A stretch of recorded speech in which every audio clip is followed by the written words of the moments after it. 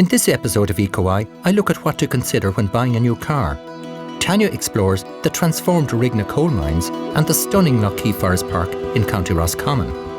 And I examine ways to tackle our mounting food waste problem.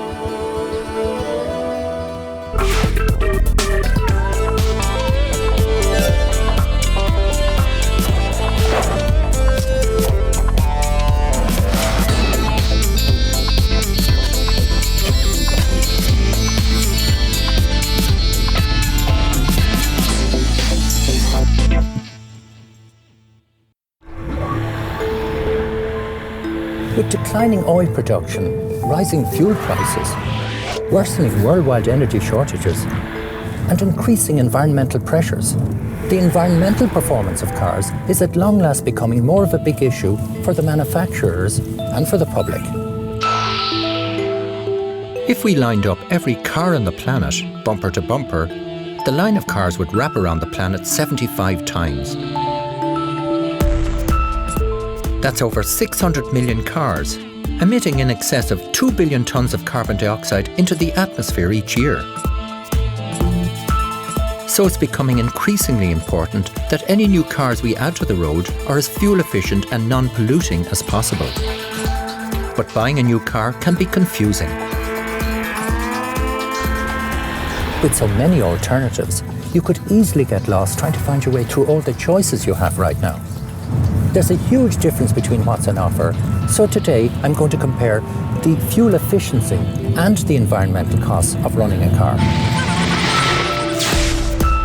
I met Brian Motherway from the SEAI, who is part of the team working on new initiatives to help us make better choices when buying a new car. Well, whether you call it a green car, a more efficient car, a more economical car, the point is you choose a car that uses less fuel to run. You save money, it's as simple as that. But also now the tax bans make it that you actually pay less for the car when you buy a greener car in the first place. Costs you less to buy, costs you less to run. Your emissions, your environmental impact is much lower than it would be if you chose a different car. It's as simple as that. The pressure for Ireland is to reduce its carbon dioxide emissions from all parts of society. It's one area where the individual can have a real effect in terms of how I drive, what I drive. I can make a significant impact on Ireland's environmental performance. In the last few years, cars were getting bigger, but now we're seeing that changing. So people are starting to buy more efficient cars. And in particular, what we're seeing now, interestingly, is a shift. An awful lot more people are buying diesel cars because they are more fuel efficient in most situations. So let's look at fuel. What sort of cars are on the road at the moment? Well, the typical car does about 17,000 kilometres a year, but clearly mileages are going up as commuting distances get longer and as people depend more on their cars. What about pollution from cars? Clearly the key one is carbon dioxide, and that's all about the climate change challenge for the whole planet. But even more locally with cars, some of the other emissions, particularly in cities, things like particulates that do have health effects in terms of breathing-related diseases like asthma and lung disease and things like that. And interestingly, one of the worst places to be is inside a car. If you're on the road surrounded by other cars, the air you're breathing in the car is affected by the pollution from around you. So it does affect us all. It's not just about the kind of car you're driving, it's also how you use it. With large rural populations and long commutes to our cities, we now drive further than most of our European neighbours, and this has a huge impact on air pollution. Our average car travels 17,000 kilometres each year.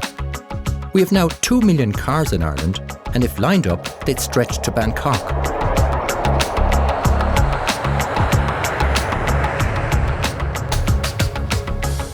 For many of us as individuals, our car driving is probably the biggest impact we have on the environment.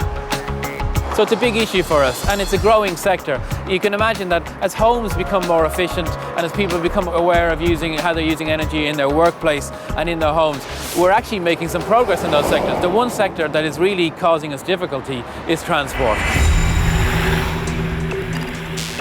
We're seeing growth in numbers of cars, we're seeing growth in use of cars, and consequently we're seeing growth in emissions. It's not just whether our growth in car ownership and emissions is sustainable, but also our 100% dependence on fuel imports. we are entirely 100% dependent on importing fuels for our cars. It costs us several billion euros a year as an economy and as individuals.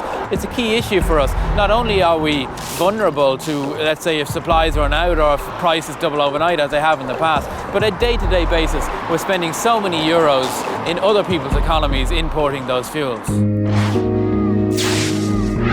From the tax change in the middle of 2008, almost overnight, there was a huge change from people buying in cars in the A to C category had been about 40% of sales, but now they were well up over 70%, and that has been maintained ever since.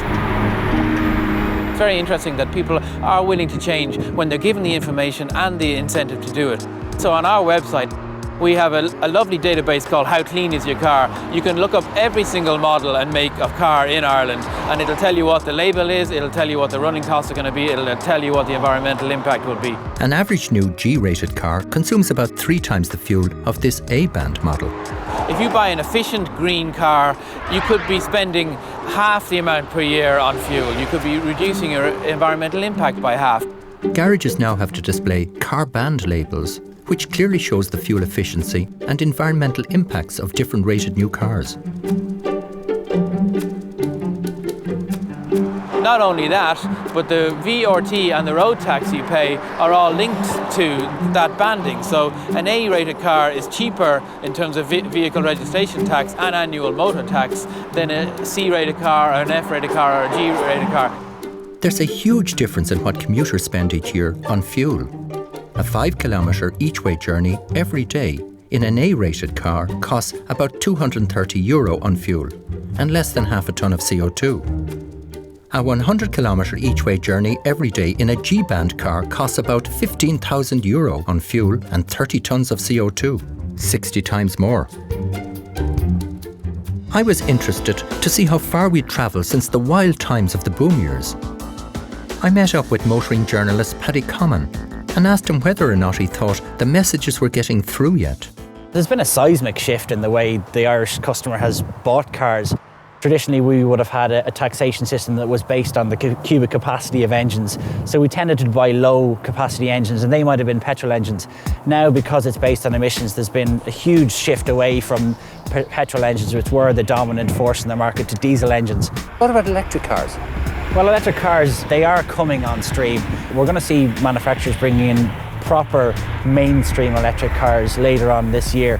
From then on, 2011 and 2012, you'll see an awful lot of manufacturers bringing in proper examples of these cars. So for somebody wanting to buy a green car and wants to do the right thing, what should they do?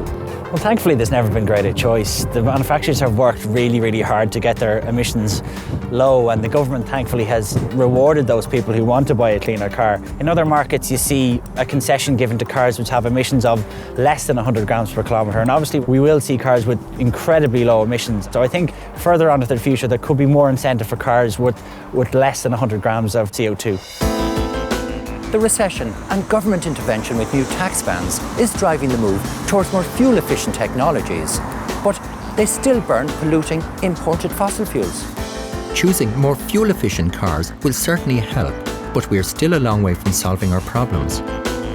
If you really want to do something to help reduce car pollution, car sharing and reducing unnecessary journeys may be the way forward. You may also consider, if you have the chance, to leave your car at home.